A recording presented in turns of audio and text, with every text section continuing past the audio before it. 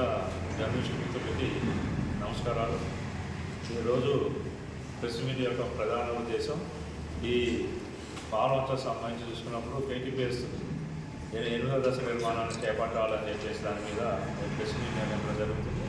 ఈ ప్రెస్ మీట్లో కొండపల్లి శ్రీధర్, ఈ సేవ్ సమగ్ర అభివృద్ధి వేదిక రాష్ట్ర అధ్యక్షుడిగా నేను, నాతో పాటు మన తెలంగాణ ఇంజనీరింగ్ అడ్వైజర్ మంజులాల్ గారు, అట్లానే రిటైర్డ్ సిఐ భూష గారు, అట్లానే మన పార్టీ జిల్లా అధ్యక్షుడు నరేష్ గారు, అట్లానే సేవ్ సంస్థ సంబంధించి కమిటీ సభ్యులు కేవీ సీతారామ గారు వీళ్ళు పాల్గొనడం జరుగుతుంది. ఈ ప్రధాన ఉద్దేశం సంబంధించి చూసుకున్నప్పుడు వాళ్ళ పాల్వంచ పట్టణంలో వ్యాపార వర్గాలు వారు దివాళా చేసే పరిస్థితి కనపడుతుంది. అట్లనే నిరుద్యోగులకి ఉపాధి అవకాశాలు, ఉద్యోగ అవకాశాలు కనపడట్లేదు. దీని మేము ప్రధానంగా ఈ సేవ్ సమగ్ర అభివృద్ధి వేదిక మేము డిపెండ్ చేసేది ఇవాళ పాలవంచలో కేటీపీఎస్ సంబంధించి చూసుకున్నప్పుడు సమస్త వనరులు ఉన్నాయి. ఇక్కడ 500 ఎకరాల భూమి ఉంది. వీటితో పాటు ఈ కిన్నెరసాని గోదావరి జలాలు ఉన్నాయి. 520 ఎకరాల భూమి ఉంది. వీటితో పాటు చదువుకున్న యువత వీళ్ళున్న పరిస్థితి కూడా కనపడుతుంది. అందుకోసం తక్షణమే రాష్ట్ర ప్రభుత్వం జోక్యం చేసుకొని ఈ 8వ దశ నిర్మాణాన్ని ఇక్కడ చేపట్టవలసిన అవసరం కూడా ఉంది.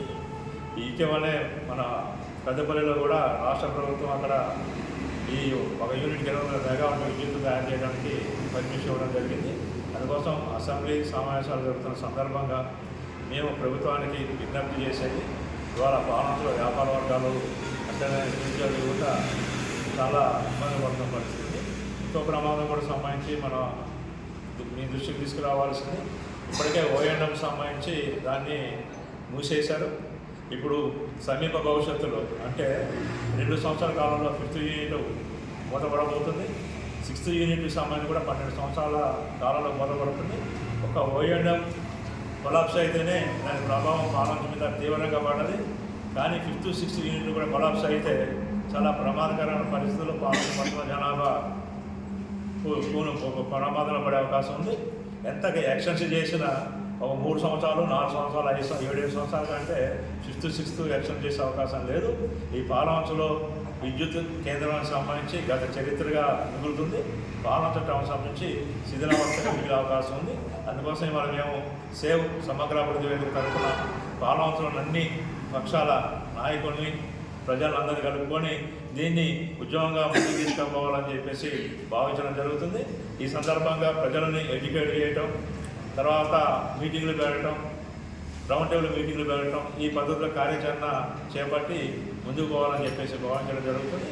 అందులో భాగంగా ఈరోజు కరపత్రాల పంపిణీ కూడా ఈ సందర్భంగా చేయడం జరుగుతుంది. ఇది ఉద్యమాన్ని కేటీపీఎస్ 8th యూనిట్ ఏది ఉందో దాన్ని సాధించే వరకు అందరి సహకారాలు కావాలని